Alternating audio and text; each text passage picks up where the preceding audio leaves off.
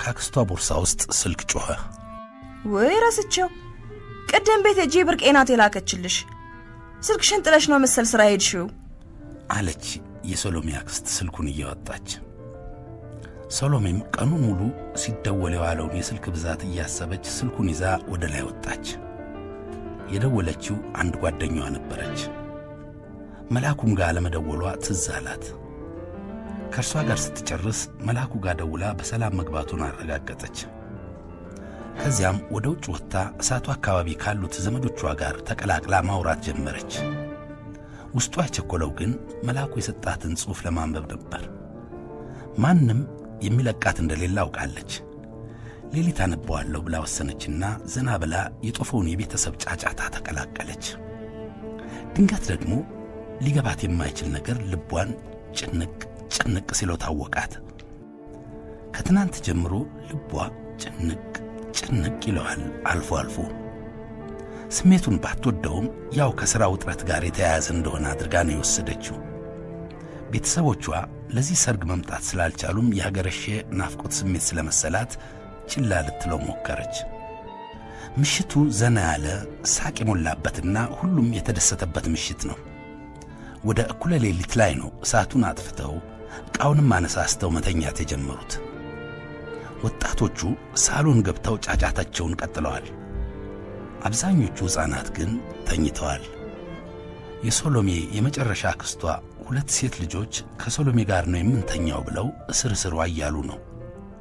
ሶሎሜ ከአያቷም ጋር መተኛ ትፈልጋለች፣ ከሕፃናቱም ጋር እንዲሁ። በኋላም አንድ ትልቅ አልጋ ያለበት ውስጥ ሁሉም አብረው እንዲተኙ ተወሰነ። ይሄ ልጆቹን ሲያስፈነጥዝ ሶሎሜንም አስደሰታት። አንድ 30 ደቂቃ ያህል ከተላፉና ተረት ከተወራላቸው በኋላ ሕፃናቱ እንቅልፍ ይዟቸው ሄደ።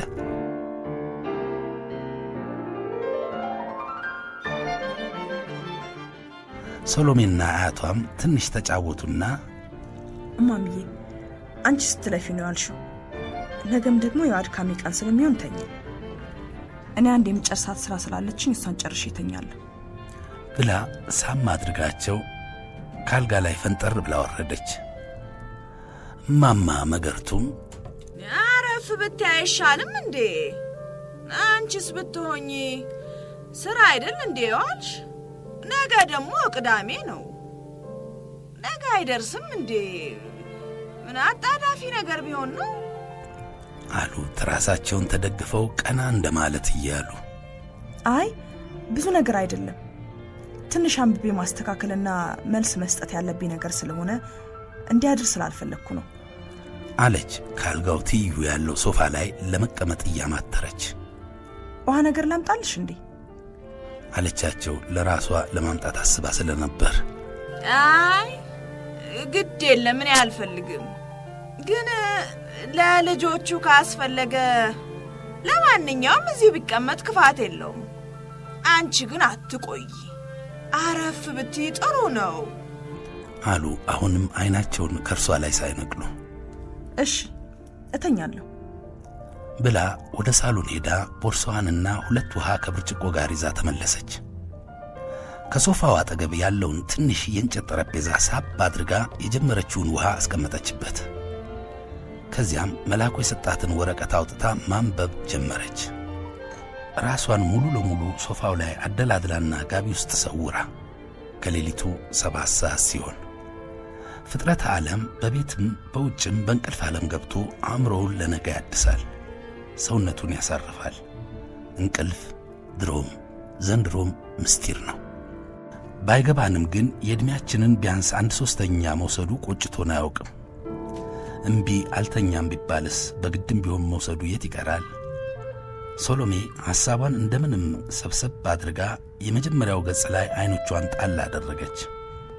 ከዚያም ገጾቹን ገለጥ አድርጋ አየቻቸው።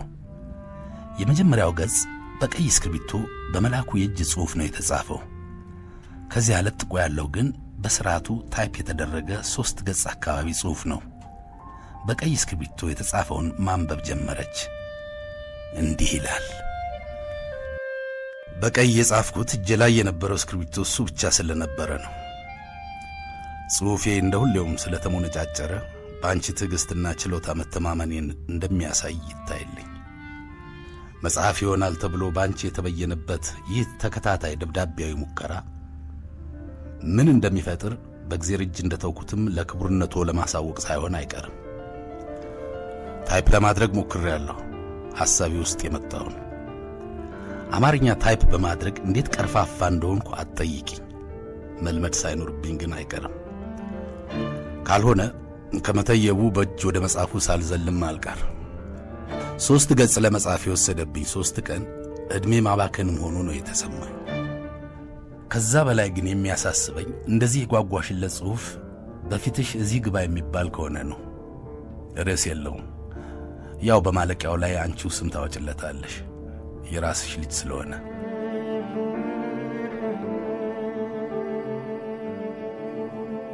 ሰሎሜ ትንሽ ውሃ ተጎነጨችና ያነበበችውን ገጽ አስቀምጣ ዋናውን ጽሑፍ ከመቀመጫዋ እየተስተካከለች ማንበብ ጀመረች። ይህ ያለፈው ዓመት ከብዙ ጊዜ ጀምሮ ስመኝ ከነበርኳቸው ነገሮች መካከል ቢያንስ ጥቂቶቹን ያደረኩበት ጊዜ ነበር ብል ማጋነን አይደለም። ወደ ሰሜን ሄጄ ያሉትን ታሪካዊ ቦታዎች ለራሴ ማየት ገና የአንደኛ ደረጃ ተማሪ ያለሁ የተፈጠረ የልብ ምኞቴ ነበር። በተለይ ጎንደርን፣ ላሊበላንና አክሱምን በፖስት ካርድና በመማሪያ መጽሐፍ ቢበዛም በቴሌቪዥን ብቻ ማየቱ ለእኔ አርኪ አልነበረም። በኋላም አውሮፓ ሄጄ በቆየሁባቸው ጥቂት ዓመታትና ለ2 ወር በህንድና በቻይና ካደረግኩት ጉብኝት በኋላ ያየኋቸው የነዛ ሕዝቦች የጥንት ትውልድ ስልጣኔና እድገት አፌን ብቻ ሳይሆን ልቤንም ነው ያስያዘኝ። እዚህ አፍንጫዬ ስር ያለውን የጥንቱን የሀገራችንን ሰዎች ሥራ አለማየቴ ንጽጽራዊ እይታን ሳይነፍገኝ አልቀረም። 3ቱንም ነበር በአንድ ሳምንት ውስጥ ያየኋቸው። የተጓዝኩት በአውሮፕላን በመሆኑ በቦታዎቹ መሃል ያለውን ሀገርና ሕዝብ ለማየት አልቻልኩም። ቢያንስ የፈለግኩትን ያህል። እንዳለመታደል ሆኖ አብዛኛው የጥንት ሕዝባችን የጥበብ ሥራ በአሳዛኝ ሁኔታ ከጥንት ከጠዋቱ በያዘን የጦርነት አባዜ በአብዛኛው ሳይወድም አልቀረም። የተሠራው መውደሙ ብቻ ሳይሆን ሊሰራ ይችል የነበረውም ከናካቴው አለመሰራቱ አሁን ላይ ሆነን ያኔን እንዳናይ ጥቁር ግድግዳን መስራቱ አይቀርም። ከተራረፉ የጽሑፍ ሥራዎች እንኳን ምናባችንን ተጠቅመን የት እንደነበርን ተመራምሮ መድረሱ ከባድ ነው። ምክንያቱም የተረፉት ጽሑፎች ብዙዎቹ በእጃችን የሉም። ያሉትም ቢሆኑ በተለያዩ ሃይማኖታዊና ፖለቲካዊ ምክንያቶች ተበራርዘው እውነቱን ነጥሎ ማውጣቱ ራሱ ከባድ ሥራ ነው። አፈ ታሪክ ደግሞ ካፍ ወዳፍ ሲተላለፍ የመጀመሪያውና የመጨረሻው ላይ መሳሰል ቢችል አይገርምም። አንዳንዴም አብዛኛው ነገር በድንገት ከሰዎች ጋር አብሮ ይሞትና ሌላ የፈጠራ አፈ ታሪክን ይወልዳል። ከዲቃላ አፈ ታሪክ ደግሞ ንጹሕ ውሸትን መሸከም ይቀላል። የሆነ ሆኖ ከጎንደር ጀምሬ ላሊበላ ከዛም አክሱምን ነበር የጎበኘሁት።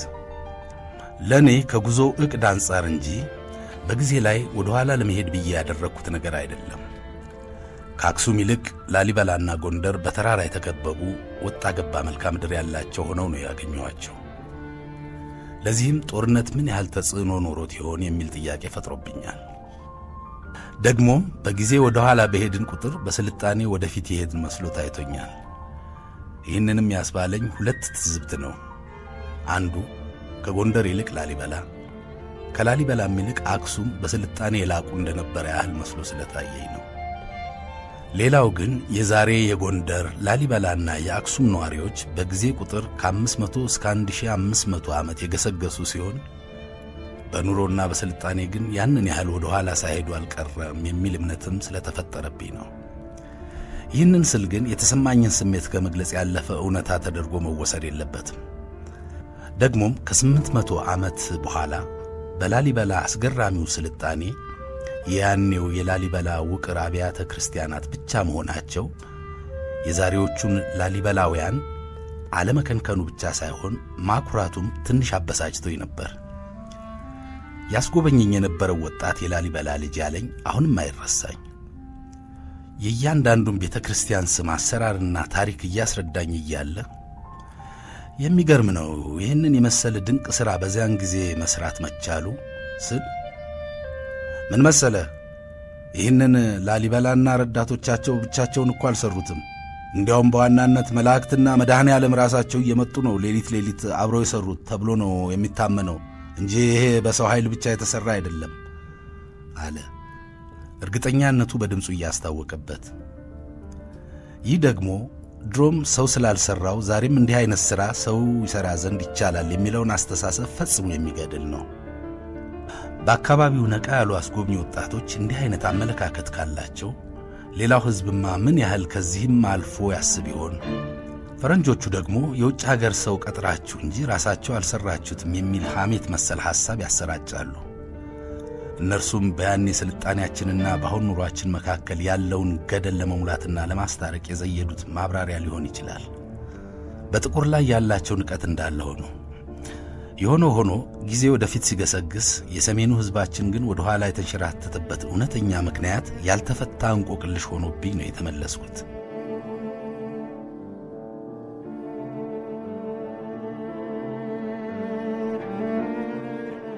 ኮሌጅ እያለሁ የቅርብ ጓደኛዬና አንድ የዶርም ደባሌ የነበረው የኮንሶ ልጅ የሆነው ኩሲያ እስከ ዛሬም ወዳጄ ነው። ከሱ በሰማሁትና ጥቂትም ባነበብኩት አስገራሚ የሕዝባችን አካል የሆነውን የኮንሶ ማኅበረሰብን በቅርበት ባውቀው ብዬ የምመኘው ነበር። ኩሲያ ጠንካራ ሠራተኛ፣ አስተሳሰቡ ቀጥተኛና ፍላጎቱን ለመግለጽ ብዙም ይሉኝታ የማይገታው ነበር። ሰውነቱ ጥንክር ክርር ያለ፣ ሁሌም ጤነኛና መልኩም ጠይም ነው። የሚናገረው አማርኛ ከሰዋሰው አንጻር ልቅም ያለ ቢሆንም የምላሱ ጥፋት ግን ወደ ኮንስኛ ይወስደው ነበር።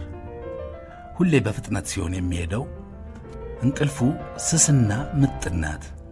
ሁሌም ይመኝ እንደነበረው ትምህርቱን እንደጨረሰ በቀጥታ ወደ ኮንሶ ሄዶ ካራቴ ከተማ ነው ሥራ የጀመረው። በጥቂት ዓመታት ትልቅ ኃላፊነት ላይ ተሸጋግሮ ይሠራ ጀመር። እኔም በዚህ ጊዜ ነበር የእርሱ ሰርግ ላይ ለመታደም ብሎም ኮንሶን ለመጎብኘት የሄድኩት። ያገባት ልጅ ሰው የምትወድ ሳቂታ የኮንሶ ልጅ ስትሆን በሙያዋ የጤና ረዳት ናት። የሄድኩት ከሰርጉ 1 ሳምንት በፊት ስለነበር ኩስያ እስኪ በቃኝ ነው አዙሮ ኮንሶን ያስጎበኘኝ። አባሮባ ከሚባለው ቀበሌ የሚኖሩ ቤተሰቦቹንም ተዋውቄ 1 ቀን እዛው አድሬያለሁ። ከገወዳ እስከ ጉማይዴ፣ ከኮልሜ እስከ ወይጦ ሁሉንም ጎበኘሁ። ኮንሶዎች የሚታወቁበት የእርከን ሥራ ከ400 ዓመታት በላይ ዕድሜ እንዳለው ይታወቃል።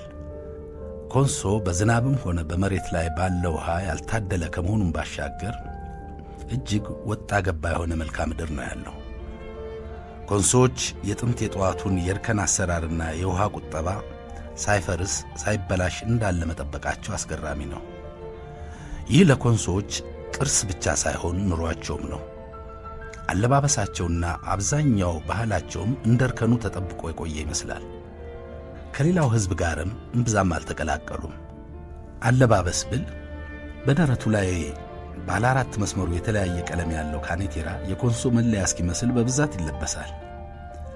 ከዚህ በቀር ግን በድሮዎቹና በአሁኖቹ ኮንሶዎች መካከል ያለው ልዩነት ጊዜው በ400 ዓመት መሄዱና አንዳንድ የውጭ ተጽዕኖች የፈጠሩት ውጫዊ ለውጥ ብቻ ይመስላል፣ ቢያንስ እስከ ቅርብ ጊዜ።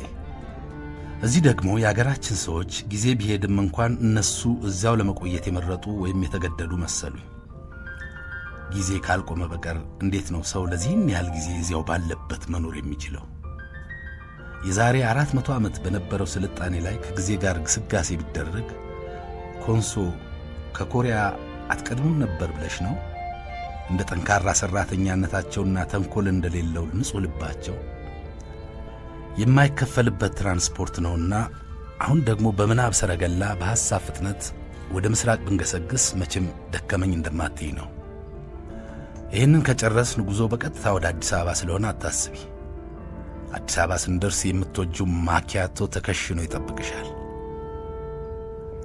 ይህንን ስታነብ ትንሽ ፈገግ አለችና ከውሃዋ ጎንጨት ብላ ለሌላ ጉዞ የምትዘጋጅ መስል ራሷን አመቻቸች። ንባቡ እየጣማት ስለሄደ ማቋረጥ አልፈለገችም።